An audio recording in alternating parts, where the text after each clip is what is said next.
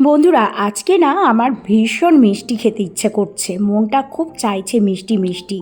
ফ্রিজটা খুলে দেখলাম ফ্রিজে কোনো মিষ্টি নেই। বেশ খানিকটা ছানা রাখা আছে। আমি আগের দিন ছানা তৈরি করেছিলাম। তো চলুন তো আজকে ছানা দিয়ে কি মিষ্টি তৈরি করা যায় সেটাই শেয়ার করে নেব।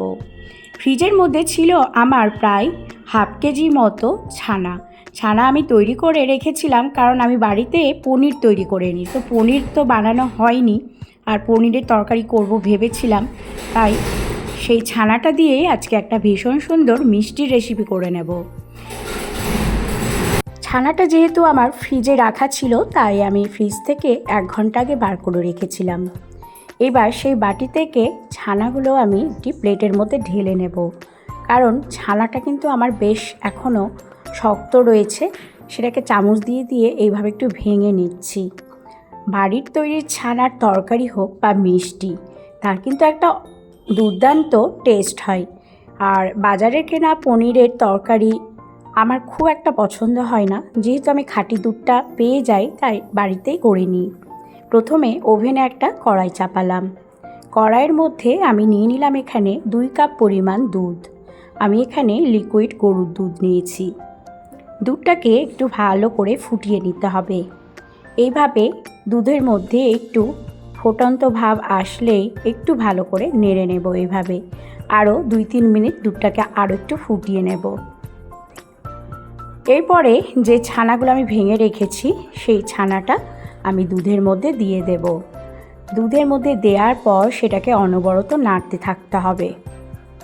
ছানাটা দিয়ে গ্যাসের ফ্লেমটা একটু কমিয়ে দিয়ে এইভাবে খুন্তি দিয়ে ভেঙে ভেঙে দেব, আর খুব ভালো করে 2 থেকে 3 মিনিট ফুটিয়ে নেব। তারপরে এর মধ্যে টেস্টের ব্যালেন্সের জন্য সামান্য একটু নুন দিয়ে দিচ্ছি, খুব অল্প। সেটা দিয়েও খুব ভালো করে নাড়াচাড়া করে এইভাবে একটু ভালো করে ফুটিয়ে নিয়ে একটু ক্ষীরের মতো করে নিতে হবে। তো দেখা যাচ্ছে যে আমার ছানাটা কিন্তু দুধের সাথে খুব ভালো করে মিশে গেছে। দুধটা আমার প্রায় শুকিয়ে গেছে, থকথকে হয়ে এসেছে ছানাটা আমার। ছানাটা এই রকম থকথকে হয়ে আসলে নিয়ে নেব এখানে আমুল দুধ। তো আমি এখানে গুঁড়ো দুধ নিয়ে নিয়েছি 3 থেকে 4 চামচ। আমি এখানে 4 টেবিল চামচ পরিমাণ গুঁড়ো দুধ নিয়েছি। গুঁড়ো দুধটা দিয়ে তারপরে খুব ভালো করে আরও বেশ কিছুক্ষণ ছানাটার সাথে মিশিয়ে নিয়ে নাড়তে থাকতে হবে।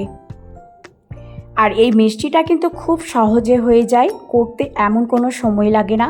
হাতে মাত্র 8 ঘন্টা সময় থাকলেই কিন্তু এই মিষ্টিটা অনায়াসেই করা যায়। এইভাবে গুঁড়ো দুধ দিয়েও নাড়তে থাকতে হবে। আর গ্যাসের ফ্লেমটা অবশ্যই কমিয়ে করতে হবে, তা না হলে তলায় লেগে যেতে পারে। এবার টেস্ট অনুযায়ী চিনি নিয়ে নেব।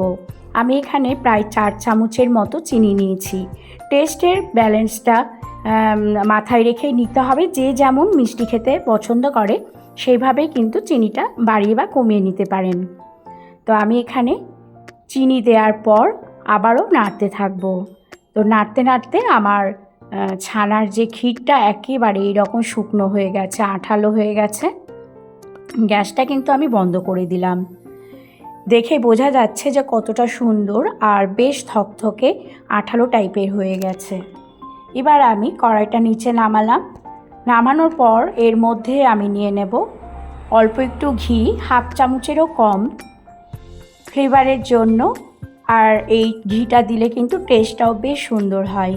উপর থেকে সামান্য একটু এলাচের গুঁড়ো ছড়িয়ে দিলাম, সেটাও ফ্লেভারের জন্য। আর এলাচের যে ভীষণ সুন্দর একটা সুগন্ধ বেরোয়, তাতে মিষ্টির টেস্ট কিন্তু আরও দ্বিগুণ হয়ে যায়। এইভাবে ঘি আর এলাচের গুঁড়ো দিয়ে ভালো করে মিশিয়ে নিলাম। এবার এখানে আমি নিয়েছি লেবু। এখানে আমি 5 থেকে 6 ড্রপ লেবুর রস দেব, খুব বেশি না, সামান্য একটু দেব। আর কালাকাঁদের মধ্যে একটু সামান্য একটু নোনতা ভাব থাকে, তার সাথে একটু লেবু লেবু ফ্লেভার থাকলে খেতে কিন্তু ভীষণ ভালো লাগে। তাই এখানে 4-5 ড্রপ আমি নিয়ে নিলাম লেবুর রস। লেবুর রস দিয়ে খুব ভালো করে এইভাবে মিশিয়ে নিচ্ছি। সমস্ত কিছু দিয়ে খুব ভালো করে নাড়াচাড়া করে 2-3 মিনিট একটু রেখে দেবো ঠান্ডা হওয়ার জন্য। এইভাবে কড়াই আমি ছড়িয়ে রেখে দিচ্ছি। এবার আমি এখানে একটা প্লেট নিয়ে নেব। আমি একটা স্টিলের প্লেট নিলাম। প্লেটটা এই ধরনেরই নিতে হবে যেন সাইডটা একটু উঁচু থাকে, তাহলে মিষ্টিটা ছড়িয়ে দিলে কিন্তু বাইরে বেরিয়ে আসবে না। এবার সেই থালার মধ্যে আমি একটুখানি ঘি লাগিয়ে নিলাম।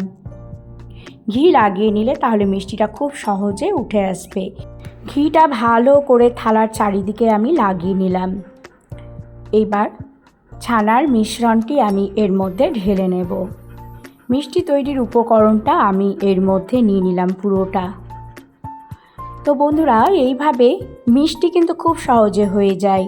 বাড়িতে যে কোনো অকেশানে, পুজোয়, পয়লা বৈশাখে কিংবা ঠাকুর ঘরের পুজোর জন্য কিন্তু আমরা খুব সহজে এইভাবে মিষ্টি তৈরি করে রাখতে পারি।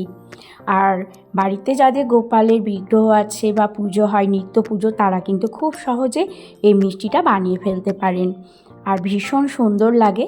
বাড়িতে ছোট বড় সকলে কিন্তু ভীষণ মজা পাবে এই মিষ্টি খেয়ে। এইভাবে তৈরি করে নিতে পারলে মিষ্টি ভীষণ ভালো লাগে। এইভাবে আমি চামচ দিয়ে দিয়ে খুব ভালো করে একটু ছড়িয়ে দিলাম। এইভাবে মসৃণ করে কিন্তু এইভাবে একটু বসিয়ে দেব। যারা কালাকাঁদ মিষ্টি বাজার থেকে এনে খেয়েছেন তারা একবার এইভাবে বাড়িতে করে দেখবেন যে বাজারের তৈরি কালাকাঁদের চাইতে বাড়ির এই কালাকাঁদ মিষ্টিটা কতটা সুন্দর, কতটা টেস্টি হয়। এইভাবে বাড়িতে করে নিতে পারেন কিন্তু খুব সহজে কালাকাঁদ মিষ্টি। আর যদি বাড়িতে ড্রাই ফ্রুট থাকে, যে কোনো ড্রাই ফ্রুট, সেটা উপর থেকে ছড়িয়ে দিতে পারেন।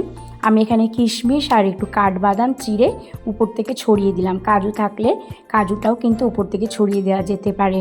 এইবার এইভাবে চামচ দিয়ে একটু ভালো করে চেপে চেপে দিচ্ছি যেন সেগুলো শুকনো হয়ে গেলে যেন উঠে না যায়।